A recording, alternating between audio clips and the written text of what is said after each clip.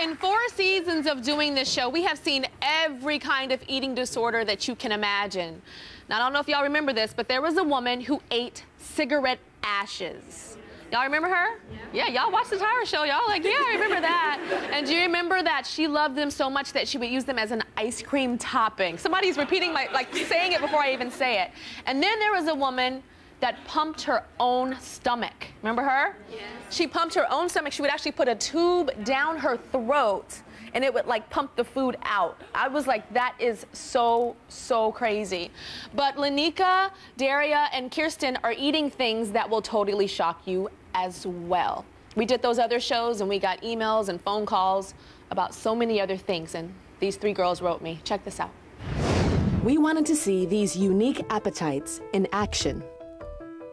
Jean's commitment to a green lifestyle is a little less than appetizing. I dumpster dive about 2 or 3 times a week. In general, you just kind of feel around, smell around. I don't just eat things right out of the garbage. Like, I definitely go and inspect it. If you see a bunch of trash, it's probably a bunch of trash. Someone just threw out the bread inventory. It smells pretty good. Shrimp dumplings. Looks delicious. This is October 3rd, but it's pasteurized, it's cottage cheese. Like, I'm not gonna eat this good-looking pineapple right now, but when I get it home, I'm gonna look at it, rinse it off a little bit. Basically, I like to eat stuff that you can see is like self-contained, or is in a container, or is pasteurized. You wouldn't believe this, Tyra, but if you came out here dumpster diving with me, I'd get you the best dinner you'd ever had in New York City. Kirsten is a school teacher who has a craving that started in the classroom. The secret is I like to eat chalk dust. Not biting the chalk, but I like for it to be crunched up. So let's get the smaller piece. If we can push it on up. Okay, that's a good little amount. I scoop it up on my finger and I lick it off my finger. I've never told anyone, not even my husband or my family. I've always kept it a secret because I was very ashamed of it, and I thought people would judge me and think that I'm crazy. And I'm educated, I'm smart, so I never understood what the cravings were, and I tried to just control it. I never even told I'm pregnant, I have a midwife, and I wasn't completely honest with them about my cravings. Lanika's odd eating habits have become life-threatening. I have to carry this bag around because it has all my belongings in it. And one of my belongings is toilet paper. I have to show you, Tyra. This is what I chew on. Like, this whole roll will probably be gone in less than 2 weeks. And this is how I consume it.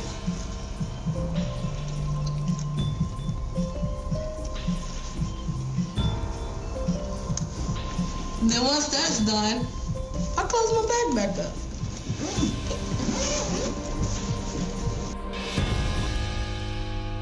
Okay, so we're gonna start with Kirsten, and she is 6 months pregnant. Yes. 6 months pregnant and eating chalk. Yes. Okay, so when did it start, the craving for the chalk? The craving for the chalk and other things started in 2004 when I was first pregnant. I've always had a fetish of playing in dirt and playing in sand, but the actual craving to eat something started when I was pregnant. And first it was baby powder, actually. Baby powder with cornstarch. Okay, I've heard that on the show before. We had somebody that ate baby powder. Pour it in my hand and lick it. And then with me being a teacher, whenever I started cleaning my boards, I got this urge to play in the dust. And then I was like, I had this craving to taste it, and I liked it. Do you have the craving to taste it when you're teaching, like when the kids are there and you're writing? No, because I'm very ashamed of it, and it's a huge secret, not anymore, but no, I always wait till my off period or my conference period or after school. I never let anyone see me doing it. But I understand that there's something else that Kirsten has eaten as well. Check this out. Okay, one of the things I like to clean with the most is Comet, because I love the smell, and especially a fresh can, I'll pop it open and just smell it. Then if I'm cleaning the sink, I'll pour it in my hand instead of just pouring it directly, and I'll play with it like this, switch it around, and sprinkle it out in the sink like that. And whatever I don't need, because I don't want to waste it, I put it right back on top of the can, and I do that. Then I scoop it back in. And when I do this, I know that the vapors are in the air, and I know I can smell it better. I just smell it again, and I can start to clean. Okay, so you weren't eating it there, but you have tasted it and eaten it. I have tasted it one time. Comment. And I knew that it was dangerous to me, so I just drank a lot of water right afterwards, and I didn't like it. Luckily, I did not like it, so I never tasted it again. But I do love to smell it, and I guess the craving is from. I guess if you can compare it to when you're walking past a bread shop and you smell the bread and you want to eat the bread. It's like the smell is what made me want to actually taste it. Were you pregnant? Yes, I was. Yes, I was. You were pregnant when you tasted it? Yes, I was. Wow. When did you realize, oh my God, I have a baby inside of my stomach and I could kill my baby? Right away. Right away. That is why I ingested like probably half a gallon of water right afterwards to dilute or wash out any poisons I might have put in myself, because I was, like I said, the initial tasting was almost subconscious. I didn't even realize what I was doing. And when I realized it, I was like, I just took in some bleach. Lord, let me, you know, fix this. Okay. We also have Daria here, and you are the scab eater. Yeah. So, like, if you hurt yourself and you skin your knee or something, do you get happy because you know a scab is going to come? No, I don't really eat it from anywhere on my body other than my head, because it's easiest to hide there. How do you get scabs on your head? I would scratch them. It started in high school.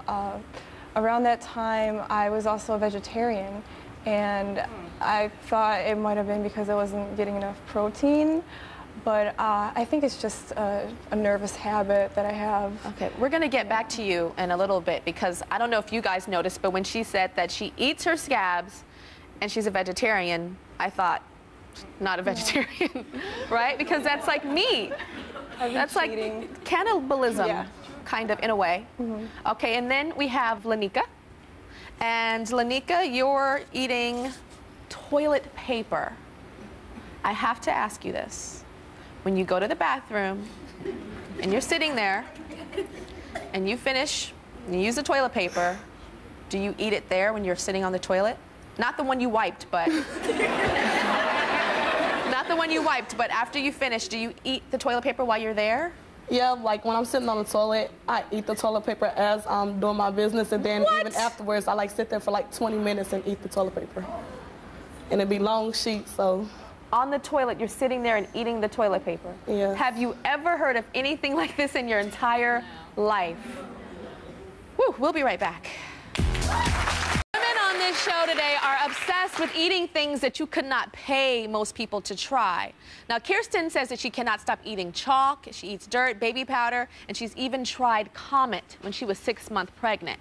Now we're getting to Daria, and Daria says that she eats her own scabs. That's right. Okay, so people don't normally get scabs in their head, and you say that you eat the scabs in your head.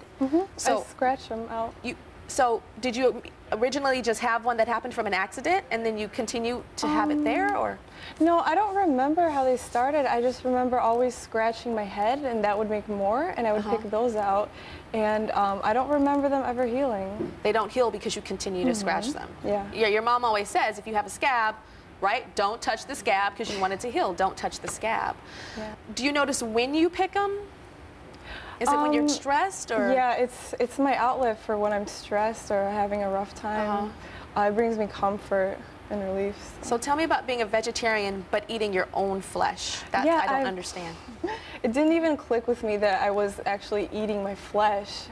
And I guess I was cheating on my vegetarianism for 4 years. And I heard that you say that it's wasteful if you throw the scab away? Yeah, I mean, I would pick them out and I'd store them in my nail for later because... Wait, you store them in your nail? Yeah, for later. Because it was a waste to throw them away. It's a waste to, like, you know how we girls were just waiting somewhere on the bus stop or at work or whatever, and you're like, and yes, I used to be on the bus stop, y'all, so don't be like, I used to ride the bus every single day to school. And you picking your nails, and like, so you don't pick your nails because the scab is there for a later meal or a later... Yeah. What do they taste like? They taste kind of chewy and salty. Salty. Yeah, kind of irony too. And kind of like irony. blood. Okay. And so do you pick your scalp because it's easier to hide? Because you can have this and your whole scalp could be full of scabs and people wouldn't know. Yeah, that's exactly why I pick my scalp, so no one sees it. And does your scalp bleed a lot? Do you have bloody scalp? I have a few that bleed, and the blood actually sticks to my hair, and it turns kind of powdery. So, and sometimes I'd pick that out too. Tell me about you saying that you put time aside in your day to pick the scabs. Like, I put time aside on my day to check my email, right? So you put time aside in your day to pick the scabs? Like, you set like appointments with yourself? No, not like that exactly. I mean, I'd be sitting and reading, and just my hands would just go to my head, and I'd sit there for maybe 20 minutes to do this, but I wouldn't like mark it on my calendar. Okay. Scab picking. Okay. All right. Does anybody know about this in your life? I've never told this to anybody. A few people have caught me, maybe saw me. No, it's really embarrassing. See, the picking of the scabs is normal. I think a lot of us like pick our scabs. You're not supposed to, right? But we do. Like, and then it doesn't heal as much, especially if you have darker skin. It'll like kind of hyperpigment, which means it'll turn that spot a little darker from picking the scab. But what I haven't heard of is eating the scab. Okay, you have a friend here. Her name is Erica. Hi, Erica. Stand on up. So you, the first time you saw her picking her scabs and eating it, what did you think? I thought maybe it was just a fluke, like a one-time thing, but then I saw her do it again and put something in her mouth, and I confronted her about it. She told me about it. And she told you about it, and what did you think as her friend? What did you worry about? Honestly, I was just immediately kind of concerned about it. It seemed kind of like self-destructive, so yeah, I'm a little concerned about it, honestly. Do you think that there's maybe she's hurting inside and this is a form of like... Yeah, it could. Yeah. I think that's a possibility. Does anybody have any questions for Daria about the scabs? My name is Cachet. Cachet, I like that name. What's your question? My question is, do your parents know about what you eat? About how I eat scabs or just my diet? My mom's caught me once, and she just joked about it, like that's what monkeys do. Your mom said that's what monkeys do? Yeah. Oh, because how they pick on each other. Yeah. Yeah. But no. What about dating? When you're dating, do you tell the person that you're dating? Do they see that you do this, or do you keep it from the people that you date? I keep it from the people that I date. Yeah? Yeah. Are you dating somebody now? No. Okay. All right, we'll be right back. Daria, Lanika, and Kirsten, and they all say that they cannot control their need to eat things like scabs and chalk dust, Comet, and toilet paper. So Lanika here, she's eats the toilet paper. And I heard that you tell my producers that you feel like an addict. Like, what kind of addict do you feel like? Well, you know how people have their own addictions and they do drugs or they're addicted to alcohol. Well, you said like a crack addict. That's what you told them. Wow. Yes. I mean, you know, when we think about a crack addict, we think like, like they hide and go do stuff. really, really very aggressive, very like they cannot control it, and it just has totally transformed them from who they used to be. So that's how you feel about your addiction with toilet tissue. Yes. Okay, so when did you first like look at toilet tissue and say, I want to eat that? Well, it all started when I was younger.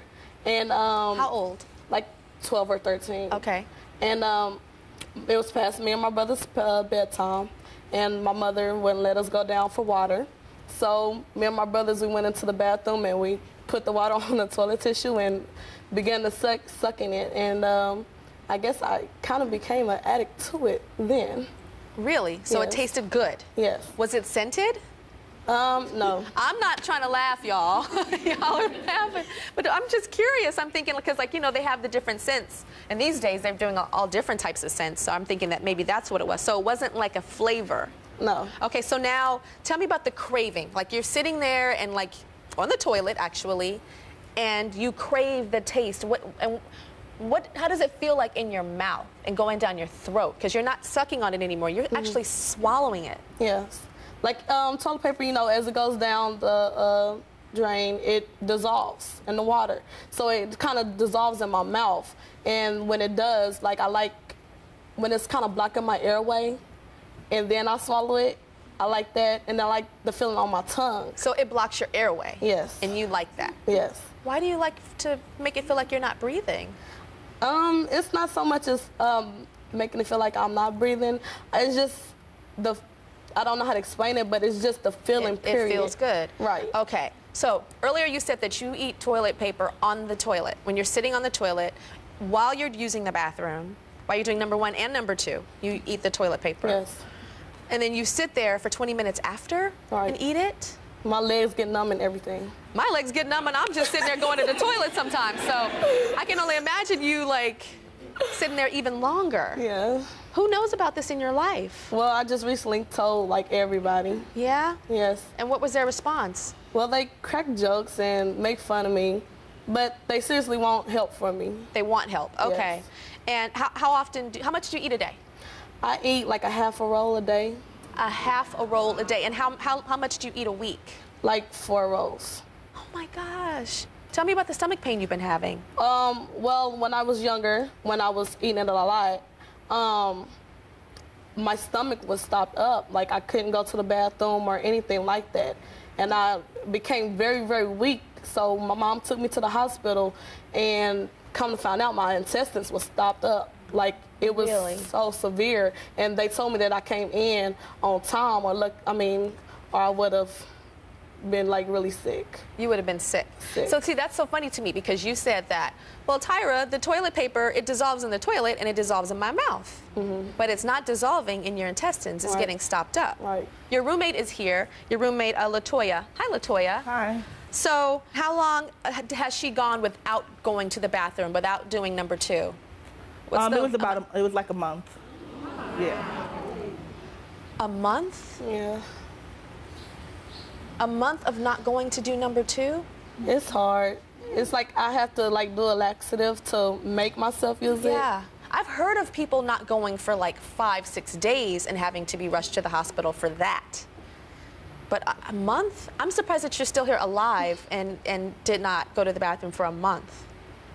Wow. Okay, with us now is Dr. Shri Kamanduri. He's a stomach doctor who can shed some light on what all these ladies are doing and what it's doing to their bodies. But first, I want to ask you about, you pulled 10 pounds of something from a woman's stomach, and it was all over the news. It like made headlines. What did you pull 10 pounds of from a woman's stomach? So this was it actually turned out to be a giant hairball. And a hairball? This was a young... That's hair?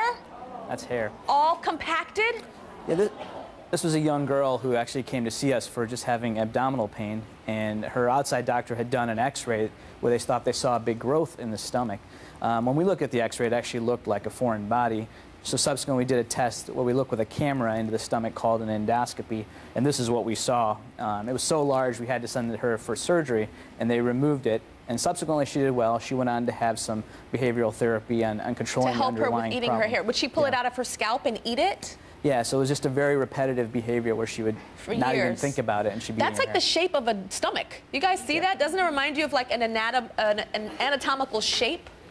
Okay, so what are these girls, are they going through the same exact thing that the person that did the hair, eating the hair, went through? You know, I think, first of all, one thing that's important for us to distinguish is there are things that are eating disorders that we normally consider things like anorexia and bulimia. On the other end, there are things like eating habits that we would call unusual, which fall into these types of situations. More importantly, it's really important for us as physicians, as family, as friends, to not look at it as strange, as bizarro, as weird, because in actuality, it probably represents underlying physiological or psychological disorder that's going on. And more importantly, our focus should be on trying to figure out what that is and how we can help them. What do you think about Daria with the eating of the scabs? So in the situation of a scabs, that would be a little different than the other two, and that's usually an extension from something we call an obsessive-compulsive type of personality. So you've heard of OCD and that type of thing, and it's important, again, to recognize that because we have to get her to the right therapy. So she needs to get the help for that. And then Kirsten, with the chalk. And the chalk, when we talk about the chalk and we also talk about the toilet paper, there's a condition that's called pica, and pica is when we tend to eat things we normally don't consider as food in large amounts for an extended period of time. Now, there are normal physiological conditions like pregnancy that can lead to that, which resolve after pregnancy. but it can also be a sign of underlying significant nutritional deficiency like iron loss, and it can also be a sign of a neurological or psychiatric condition. That's why it's really important for us to identify it and get them and it's treatment. important that you guys are speaking today because so many people have your issue, but they're scared to talk about it. So you're very brave. And we've arranged for Kirsten to get some help. The Cadwalder Behavioral Clinic right outside of Houston, outside of your hometown, is going to help you with your disorder because you have a baby inside of your stomach. Thank you, Tyra. And they've heard of that. And I'm so happy that you came here. I'm so happy that you tasted that comment, but put it down because you understand that there's a life inside of you. Right. That wants to help your mom. We've also arranged for Daria and Lanika to get professional help in your hometowns, too. So this is no longer going to be a problem that you have to live with. And I know your roommate, I heard that she said that she's tired of the toilet paper being gone, right? That's what I heard, and you want her to get some help so that you ain't have to be like, where's the toilet paper? Can somebody get the toilet paper? All right, we'll be right back. Good luck to you guys, okay? We've met women who have absolutely no power over their need to eat bizarre non-food items like toilet paper, chalk dust, Comet, and even scabs on their body. But we're about to meet people who say that their unusual eating habits are ones that they have freely chosen. Check this out. Jean's commitment to a green lifestyle is a little less than appetizing. I dumpster dive about 2 or 3 times a week. In general, you just kind of feel around, smell around. I don't just eat things right out of the garbage. Like, I definitely go and inspect it. If you see a bunch of trash, it's probably a bunch of trash. But someone just threw out the bread inventory. It smells pretty good. Shrimp dumplings. Looks delicious. This is October 3rd, but it's pasteurized. It's cottage cheese. Like, I'm not gonna eat this good-looking pineapple right now, but when I get it home, I'm gonna look at it, rinse it off a little bit.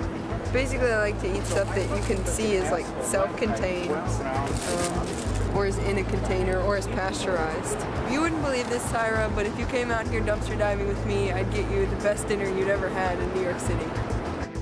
David's diet consists of things that most of us would rather step on than put in our mouths.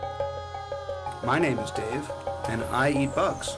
Okay, cricket, it's a bug, insect, call it what you like. It's really not that big a deal. We have the cicadas, and they are good-sized guys with big wings, kind of like that. I've dusted mine with cinnamon this time around. These are the humble house crickets. Very popular in the pet industry for lizards and frogs and stuff. The very hard to get giant Texas flying ants. These red guys are Mexican grasshoppers from Oaxaca, and they're known as chapulinas. It's sort of a culinary adventure. More than half the world eats bugs. Big ant. And when you actually look into the nutrition and the environmental impact, when you compare bugs to the things we usually eat, bugs are more nutritious, and they're actually better for planet Earth. All right, so we've got the bug-eating man and we've got the dumpster diving lady. Let's start with dumpster diving lady Jean. So, Jean, I understand that you went to a really wealthy college. This is how it kind of started. You went to Wesleyan, which was really wealthy. Right. And what did you see happening with all these rich people? Well, I went to school with a lot of wealthy students who, for lack of time or they're not from the area, at the end of the school year, they throw out all the stuff in their dorms. And believe me, these kids have some tricked out dorms, you know. And so all that how did you afford the school? Goes in the trash. I actually grew up poor and went to school mostly on scholarships. Okay. So, I mean, me seeing all of that stuff was a real turning point for me. And so I found myself sooner or later in the dumpster pulling out iPods, pulling out all kinds of amazing stuff. Okay, but pulling out an iPod is different, and pulling out some old cottage cheese. So, I mean, I'd pull out the iPod. So explain how, you know, you started going for the food. Right. So and the food in normal, like, New York City on the street, like. Right. So I started noticing that a lot of food got thrown away. I'd look at, once I started dumpster diving, it just sort of opened my eyes to looking around at the trash around me and starting going through bags and seeing the things like bakeries throw out lots of bread. A lot of stores throw out tons of fresh produce, and I'm a vegetarian, so it makes up a large amount of my diet.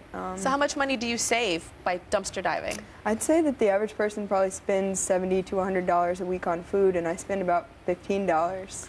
$15 a week on food? That's just because I splurge on coffee, though, because I like good coffee, but... So you buy that expensive coffee? You get a mocha laka chaka chaka, all that stuff? Yep. Yeah? Okay. So do you do the dumpster diving? Is it to save money? Is it to be green for our planet? Or is it just a quirk? It's a mix of those things, I'd say. Freegans are people who are environmentally and socially conscious. Freegans, and so you're a freegan. Right. It's a, you know, we're environmentally conscious, but we have a sense of humor too. It's a pun on the words vegan and free. Oh, got it. But we're people who believe that you should be able to meet your basic needs without harming other people. What about harming the environment yourself? Or animals. Have you ever gotten sick from dumpster diving? No, actually. So you've never had like the whole Monas It Was years. Revenge, and the at the same time from dumpster diving, ever? Ever. Wow. I know Freegans who've been dumpstering for 10 years and who've never gotten sick. Never gotten sick. It's pretty amazing. All right. So we're going to go to David now, the bug man. Hi. Hi, David. Okay, you know what's so funny is we're a culture that is used to Fear Factor. That show Fear Factor, and they open up the stuff, and they're like, $1 million, you have to eat it. And the person's like, and then they eat it. Yep. So we're used to that. But when we were watching you, it was shocking because you weren't forced to do it for $1 million. Absolutely not. So what does it taste like? Do different bugs have different tastes? Absolutely. A lot of insects taste kind of nutty, but some taste more like bacon. Some taste more like broccoli. Some taste more like shrimp. So the fact is that there's all these different kinds of insects in the world, and they have all kinds of flavors. Okay. So tell me, you say eating bugs is being green. Yeah. Well, insects require very small amounts of water and food and land and time, whereas cows require a lot of water and food and land and time. So basically, you're investing a lot of resources into a cow and getting a few burgers and steaks. If you invest the same amount into crickets, like a whole lot of crickets, you'll get a whole lot more food in return. Do you cook the bugs? Yes, always. Oh, so they're not Pretty raw. much always, yeah. So you never have it when they're going in your mouth, like creepy and I've crawling? tried it live once or twice, but the fact is... Have you ever swallowed one and it was still alive and it was crawling in your esophagus? No. No. Never. If it goes in live, I make sure my teeth do the job. Okay. I take care of that. You brought us some of your favorite bugs today. Absolutely. I brought you quite a feast. Okay, open up the feast. Okay, one looks so good on the right. Yes. It's nice chocolate chip cookies, right, on the right. Well, tell us about these cookies. Well, these are frequently what's called chocolate chirp. So we've got the chocolate Oh my chips. God, those aren't chocolate on top? No, they are not on top. No. There's chocolate on the inside. Oh my God, I thought it was chocolate. See? No, there's your chocolate right there. That's chocolate chips. Those are crickets. There's 3 crickets per cookie. Are those the kind of crickets that make noise? Well, yes, yeah. Okay, and what are these? Well, here we have 2, 4, 6 different kinds of bugs that I brought. Cicadas, large grasshoppers, the Mexican grasshoppers, a little smaller, the ants from Texas, mealworms, and a giant water bug from Thailand. Who wants to try the giant water bug from Thailand? We want the cookies. Oh, y'all want the cookies? Well. Come on up and try the cookies. Come on up. Anyone allergic to shellfish? Are you guys allergic to shellfish? No. Okay. Okay, have a seat. Why don't you have a seat between our freegan and our bug man? Please. I'll sit by the freegan girl. Hi, Jean. Hey. Okay. So, what's your name? Kimberly Dalton Mitchell. Kimberly Dalton Mitchell. And what's your name? Monique Brown. So, y'all want to try the bugs? Why do y'all want to eat this? Well, I want the cookie part. I don't want the bug. I'm not going to let you sit up here and edit around his cookie. You're going to have to eat the bug. Are you ready? You got to eat it all. Okay, you want to eat it? Yes. Okay, grab it. Okay. Okay. Ooh. Okay, yeah, somebody's saying there's no money. Why is she doing this? Okay, well, no, you turned it to where the biggest bug is. I want you to turn it right there. Yeah, and then I want you to wash it down with some, which one should she wash it down with? Well, I want her to wash it down with something. Well, can she do it and not me? Okay, you can be her support. That looks easier. Okay. You go right ahead. So you're gonna wash it down with this. I'm gonna The pour whole, like a shot? Let's bite it at the same time. Okay, come on. Ready? Oh yeah, let's do it romantic. 1, 2, 3. Go, go. Open it. Open.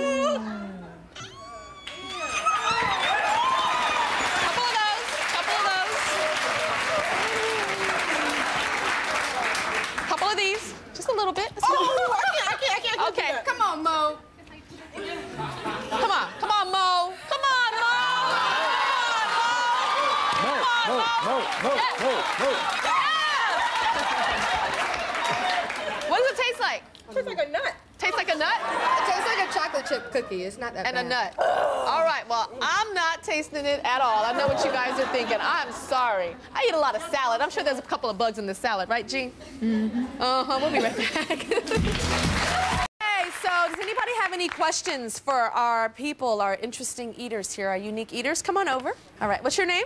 Anna. Anna, what's your question? For the lady who's pregnant, do you have any other kids that watch you eat chalk, or is this your first child? I have, this is going to be my third son, and no one has ever seen me do anything. Are you worried that they might pick up on that same bad habit? I've made sure that when I was eating the baby powder out, the door would be locked. I made sure that no one, not even my husband, has ever seen me. He just found out a few days ago that I have this problem. And your husband is here today, right? Yes, he is. I'm going to come on over to him. Thank you. So you just found out that your wife eats chalk. Yes. So how does that make you feel as her husband, and that you didn't know this was a secret that she had? I was completely shocked. I was utterly shocked. Yeah. There's no words to describe.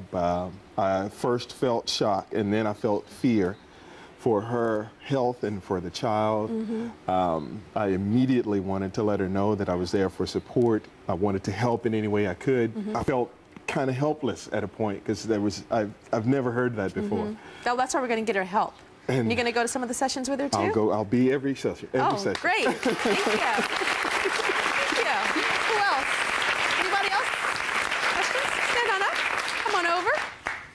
Hello. Hi. What's your name? Callie. Callie, what's your question? It's for Lanika. You say you feel like a drug addict when you crave the toilet paper. Mm-hmm. What happens? What do you feel when you don't allow yourself to eat it? That's a good question. Is there like a withdrawal or something, Yeah. right? Well, I kind of put myself in a place outside the world, like what's going on, and when I'm eating it, I feel as it's comfort, and when I don't have that comfort, like I kind of lose it. I tend to lose it. What's the longest you've gone without having the toilet paper? Well, after I had found out that it was stopping up my intestines, I had stopped for a minute, like let's say a couple of months or so. Yeah. Then I began eating it again. Do you eat it every single day now? Every single day. Every single day. Wow. Okay, this is John. Hi, John. So you have an interesting issue. You're not sure if you have a disorder or not, right? Yeah, I'm not. But after hearing the doctor speak, I may have, I guess, a little bit of something. What do you think? I eat very healthy. I eat 6 to 8 meals a day, every 2 to 3 hours. But I don't consider it a diet anymore. I consider it more like a lifestyle. Mm-hmm. But there are days where if it's coming on 2 to 3 hours and I haven't gotten anything to eat, or I can't get something to eat, I do get very moody or anxious. But she also talked about body image. Mm-hmm. And for me, that's the biggest problem because I hear that you're like going to extremes. You're like measuring your food. Yeah, like... I weigh everything I eat. I actually order my egg whites offline. I take a protein supplement, things like that. I measure everything out. For salad dressing, for instance, I'll use like flaxseed oil. I don't use dressings. But you sound just healthy to me. You don't sound like you have an issue. Where do you think the issue is coming? I think it's like when I look in, maybe? Yeah, I think, because I am very healthy, but when I look in the mirror, I don't see, what other people see. Like I go to the gym and people will be like, "Man, you look great," or "Oh, well, you trained me," and I go home and I'm like, I don't look that good. You used to. You don't think that looks good? But tell everybody how much you used to weigh. I used to weigh 230 pounds. I was a big dude. So. And how much do you weigh now? I weigh 190 right now. Okay, so you were much heavier. Yeah. So your issue is probably more psychological. But do you think you have body dysmorphic? Do you know what that is? No, I don't know what it is. Body dysmorphic disorder is you look in the mirror and you see something that is not there. Right. You see like a heavy person when you have all these abs. You can't see the abs. There's something in your brain that's stopping that. Yeah. So I think that's something that you should look up and investigate. All right. Yeah. All right. But you're also healthy at the same time. Okay, we'll be right back. Some pretty intense eating disorders today, and I'm not sure I'm going to be looking at a roll of toilet paper the same ever again, or a dumpster, right? But joining us is a woman who says that we have not covered the most bizarre eating disorder of all. This is Valerie Frankel. She's the author of Thin is the New Happy. Stand on up, Valerie. So the most bizarre eating disorder of all is what? It's dieting, Tyra. Dieting. It's something that we all do and we can't get away from, and I think it's the most emotionally and physically damaging eating disorder that we all have. So you think it's more than I wouldn't say dumpster diving is an eating disorder, but you say it's worse than the chalk? I think that it's something that is emotionally devastating. If you're a chronic dieter your whole life and you ride those highs and lows of dieting, it has a cumulative effect and it makes you feel terrible about yourself. You saw some really interesting dieting when you were at different magazines, at Mademoiselle magazine, which was a really important fashion magazine that no longer exists. I used to actually model for them. Right, I remember when you were on the cover. Oh, cool. So tell me about the things in the offices there that you would see of the different editors. Well, a lot of the people on a fashion magazine want to be slim for their job security. And so you had a staff of people who would eat, say, only grapes or jelly beans. There was one woman who had this ritual about drinking a laxative tea twice a day, and she would drink her tea, and then she would have to excuse herself to go to the bathroom. And the crazy thing about it was that we all admired her so much because she was so active and she was so the discipline you guys admired. Discipline. Wow. So tell me about you. You feel like you had an addiction to this dieting, like it was a drug for you. Dieting is an addiction like any other addiction. If you're not doing it, you feel out of sorts and confused, and it's like you have to do the next diet because you're chasing that same high that people chase when they're on a drug addiction of losing weight. You said your first success was like a hit of crack when you would lose weight. What does that mean? Well, if I That's pretty lost weight, intense. I felt such an incredible surge of confidence and self-esteem because I felt, okay, now I'm thin. But then what happens is that the weight comes back on because we all know diets don't work. And then you feel just as horrible as you felt high from the thing. You just feel shame and guilt and regret and a failure. Tell me about your daughters. You have 2 daughters now, and I know you're not focusing on your weight, especially when you're in the house with them. Well, I wrote the book Thin is the New Happy because I felt like I had to take care of my body image issues once and for all so that I could be a better role model to my daughters, because honestly I would rather die than have them grow up as chronic dieters, hating their bodies, not feeling comfortable in their skin. So my whole goal was to combat this horrible body image problem, stop dieting, think positive thoughts about myself, and role model it for my daughters. That is just what I stand for. All right. All right. Well, thank you for being here. We'll be right back.